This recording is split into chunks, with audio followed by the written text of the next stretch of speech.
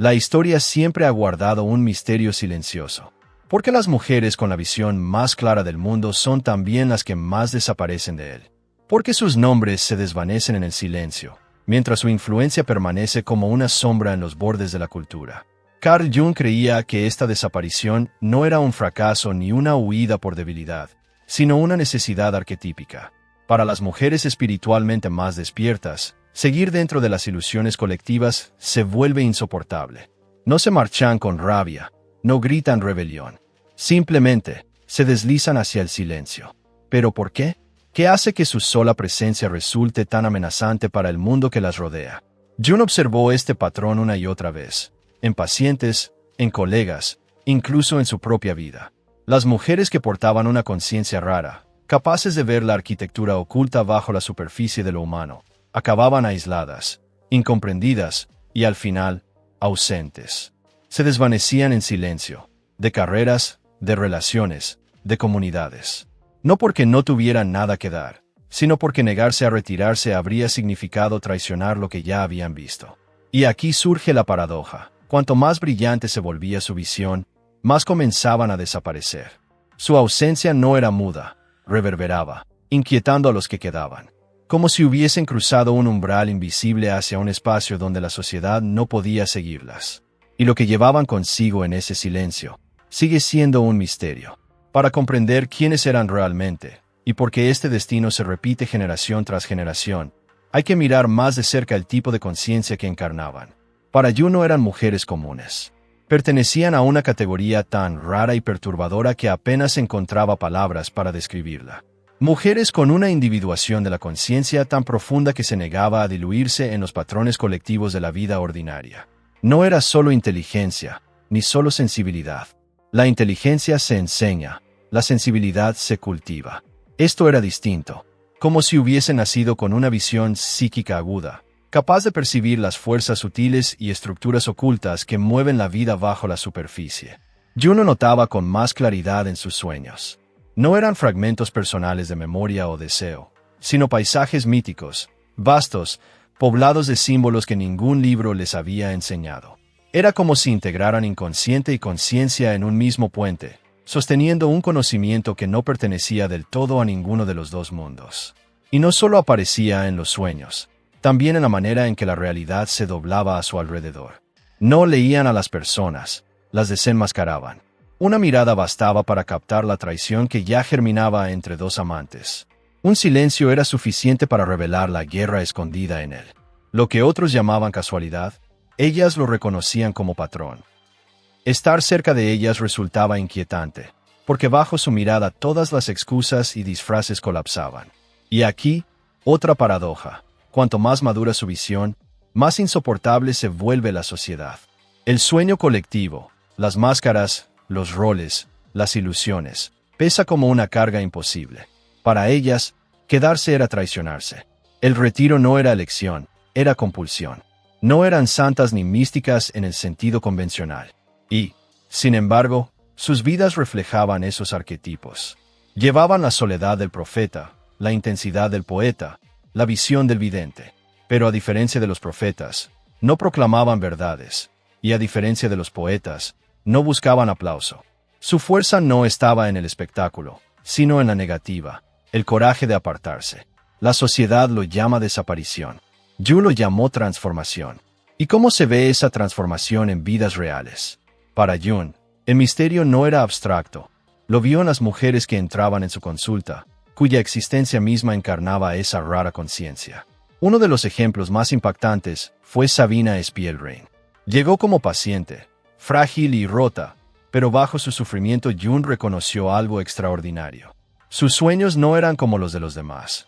Eran teatros mitológicos abarrotados de símbolos de muerte y renacimiento, con una intensidad que Jung identificó como el latido mismo del inconsciente. Sabina hablaba de sus batallas interiores con imágenes que parecían antiguas, como si su psique tuviera acceso directo a verdades arquetípicas más viejas que el lenguaje mismo. No estaba simplemente sanando un trauma. Caminaba por un fuego que revelaba la arquitectura del alma humana. Jung confesó que pacientes como ella parecían situarse en el umbral de la transformación, donde el sufrimiento personal choca con el significado colectivo. Su vida posterior solo profundizó la paradoja. Sabina se convirtió en una brillante psicoanalista, escribiendo sobre destrucción y creación mucho antes de que el mundo estuviera preparado para escucharla. Pero su genio, su rara visión psíquica, la aisló. Admirada y resistida al mismo tiempo, terminó siendo borrada por la violencia de la historia. No desapareció por falta de dones, sino porque lo que portaba era demasiado para su época. Y Sabina no estuvo sola. June encontró otras mujeres cuyas visiones parecían imposibles de explicar. Algunas soñaban con símbolos que jamás habían estudiado, pero que coincidían con mitos ancestrales. Otras vivían con una sensibilidad tan intensa que la vida cotidiana se volvía insoportable, como si su piel fuese porosa al inconsciente colectivo. Estas mujeres cargaban una luminosidad peligrosa. Su claridad era don y maldición, la rara integración de lo inconsciente en lo consciente. Y la sociedad, incapaz de soportar lo que revelaban, instintivamente las apartaba. Permanecer visibles era arriesgar la locura, retirarse al silencio, la única forma de sobrevivir. Para June, ellas se convirtieron en prueba viviente de una verdad ineludible. Cuanto más despierta la psique, más necesita retirarse de la escena colectiva. Su desaparición no era debilidad, sino metamorfosis. Y entonces surgió la pregunta inquietante: si un brillo así se esconde, ¿qué verdades se han perdido ya en las sombras? ¿Cuántos tesoros se extinguieron porque las mujeres que los llevaban no pudieron permanecer entre nosotros? Este patrón no se limita a la consulta de June. Puede rastrearse a lo largo de los siglos, dejando una constelación extraña de vidas conectadas por un hilo invisible. Pensemos en Hildegarda de Bingen, la abadesa del siglo XII cuyas visiones de mandalas luminosos y sinfonías cósmicas estallaron mucho antes de que June nos hablara de arquetipos. Su música parecía venir de otro mundo y hablaba de una luz viviente que la atravesaba. Fue celebrada como profeta, pero mantenida en los márgenes. Su voz solo se toleraba mientras pudiera encerrarse tras los muros de un convento.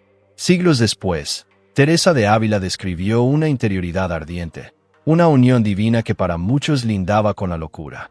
La llamó su castillo interior, pero ese castillo también era prisión. Su intensidad asustaba. La Inquisición investigó sus éxtasis. Sobrevivió, sí, pero aprendiendo a velar su fuego bajo el lenguaje de la obediencia. Ya en la modernidad, el patrón persiste. Sylvia Plath, la poeta estadounidense, escribió con una intensidad insoportable. Sus poemas no eran confesiones, eran revelaciones. Amor y traición, vida y muerte, expuestos con una honestidad brutal que la sociedad no pudo tolerar. Fue celebrada y condenada a la vez, hasta que el peso de su visión se volvió insoportable. No desapareció por debilidad, sino porque su verdad era demasiado cruda para su tiempo. Y aún hoy lo vemos. Pensadoras, artistas, creadoras que alcanzan la cima del reconocimiento y luego se retiran, abandonando carreras, audiencias, incluso identidades. Desde fuera parecen llevar vidas comunes, pero en sus diarios inéditos, en obras nunca publicadas, en recuerdos de quienes las conocieron, se percibe la misma llama, un fuego que no se apaga, solo se esconde. A lo largo de los siglos, el patrón se repite. Estas mujeres aparecen, brillan con una claridad que incomoda y luego desaparecen. No se las recuerda en monumentos, sino en fragmentos. Una visión, un poema, un diario encontrado décadas después. Forman una genealogía oculta, no de poder externo, sino de una presencia que la sociedad no pudo absorber.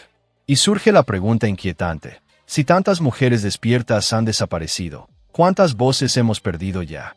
¿Cuántas verdades fueron enterradas, no por falta de brillo, sino porque el mundo no soportó su luz?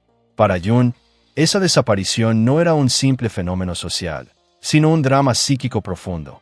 El choque entre el individuo y el colectivo, entre las máscaras que la sociedad exige y las verdades reveladas en la soledad del alma. Cada persona lleva una persona, un rostro social aceptable, pero en las mujeres con visión psíquica elevada esa máscara se rompe demasiado pronto. No solo perciben la falsedad en otros, también en sí mismas. Y seguir usándola se convierte en traición. Cada conversación educada es una herida, cada compromiso, una pequeña muerte. Aquí está el centro del drama. Quedarse es asfixiarse, marcharse es desaparecer. La individuación, ese proceso de llegar a ser uno mismo, en ella se exige sacrificio. No pueden pertenecer del todo al colectivo sin traicionar su conciencia, ni retirarse sin romper los lazos que la sostienen. Viven entre dos verdades irreconciliables que presionan en la misma alma. La presión del inconsciente colectivo pide conformidad, pero ellas no pueden ignorar la sombra bajo los roles. Ven la rabia detrás de la sonrisa, el miedo bajo la ambición, la carencia oculta en la cortesía, y lo que se ve ya no puede olvidarse. Así, la vida cotidiana se convierte en campo de batalla. Fingir en la mesa, sonreír ante medias verdades, cumplir rituales sociales sabiendo que todo es teatro. Lo que para muchos es tolerable, para ellas es imposible. Entonces la psique hace lo que debe, se retira. Jung no lo vio como patología, sino como necesidad. El retiro protege lo que ha despertado, impidiendo que se ahogue en la inconsciencia colectiva. Pero ese retiro trae consigo otro dolor: la soledad, la incomprensión, el peso de ser malinterpretada. No es una vida elegida, sino impuesta. Y ahí surge la pregunta que Jung nos dejó. Si la desaparición es defensa, ¿qué protege? ¿Qué tesoro exige tanto silencio? Jung señalaba 4 fuerzas que empujaban a estas mujeres al retiro. Primero, el choque con el inconsciente colectivo. La sociedad sobrevive gracias a consensos tácitos, a mitos compartidos. Pero estas mujeres los atraviesan como cuchillo en velo. Y vivir bajo esos acuerdos, una vez rotos, resulta intolerable. La presión del colectivo intenta domesticarlas, conformarse o desaparecer. Ellas no podían conformarse, así que se fueron. Segundo, el peso de la proyección. Cuando alguien encarna lo que los demás no soportan ver en sí mismos, la sociedad lo convierte en blanco de sus sombras. Estas mujeres fueron espejos de envidia, deseo reprimido, miedo negado. Pronto eran llamadas inestables, peligrosas, demasiado. El peso de llevar la sombra colectiva era insoportable. La única salida, el silencio. Tercero, el agotamiento de una percepción constante. Ver demasiado es un don, pero también una herida. Cada fractura, cada mentira, cada miedo latente, se siente como cuchillo abierto. La vida se vuelve ruido insoportable. Retirarse no es debilidad, es supervivencia. Y cuarto, la necesidad arquetípica. El mito siempre repite la misma figura: el profeta que se retira al desierto, el ermitaño que se encierra en la cueva, el visionario que debe desaparecer antes de regresar. La retirada no es abandono, es iniciación. En conjunto, estas razones revelan el verdadero misterio.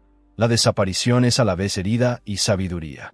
Protege el fuego de la conciencia. Conserva verdades que el mundo aún no puede sostener y carga con la sombra colectiva sin derrumbarse. No desaparecen porque sean débiles. Desaparecen porque el mundo aún no está listo. Porque quedarse sería morir por dentro. Porque algo más grande, arquetípico, inevitable, las arrastra hacia el silencio. En los mitos, la figura de la transformación casi siempre se retira. El profeta huye al desierto. La sanadora entra en el bosque. El alquimista cierra la puerta de su laboratorio. La retirada no es exilio, es incubación. Algo invisible comienza a gestarse. Para estas mujeres, el silencio se convirtió en crisol. Lejos del ruido colectivo, su visión no se apagó, se destiló. La intensidad que antes las desbordaba se afinó y se transformó. En soledad, pudieron hilar fragmentos de sueños y símbolos hasta convertirlos en revelación. Lo que desde fuera parecía desaparición era, en realidad, arquitectura secreta. Jung mismo lo experimentó en su retiro a la Torre de Bollingen, donde descubrió que el silencio no destruye, aclara. Y en las mujeres que observaba veía el mismo patrón: el retiro como metamorfosis, no como colapso. Cuando volvían, rara vez lo hacían igual. A veces regresaban en forma de un libro, una visión, una obra que la sobrevivía. A veces no volvían directamente, pero quienes habían sido tocados por ellas llevaban consigo ecos de su transformación. Su silencio se convertía en lenguaje sin palabras. La sociedad veía ausencia. Jung veía transformación. Al final, lo que parece vacío es en realidad fundamento. Lo que se retira no desaparece, prepara el futuro. Estas mujeres no fueron borradas de la historia. Construyeron con un lenguaje demasiado profundo para su tiempo. Su desaparición es un enigma. Ausencia que se convierte en presencia. Pérdida que se convierte en raíz. Creemos que se han ido, pero están en todas partes. En los libros, en las visiones, en los cambios silenciosos que dejaron atrás. Pensemos en Eleanor Roosevelt. a la sombra de su esposo, parecía secundaria. Sin embargo, fue su persistencia silenciosa la que moldeó la Declaración Universal de los Derechos Humanos tras la guerra. Su legado no fue estruendoso, sino arquitectónico, cimientos ocultos que sostuvieron un nuevo orden. Estas mujeres son como raíces, invisibles, enterradas en la oscuridad, pero sosteniendo el árbol entero. Sin ellas, nada crece. Y quizá por eso su presencia atemorizaba tanto. Estar cerca de ellas era intuir un futuro aún no nacido, un mundo demasiado luminoso para ser dicho en voz alta. No se fueron derrotadas.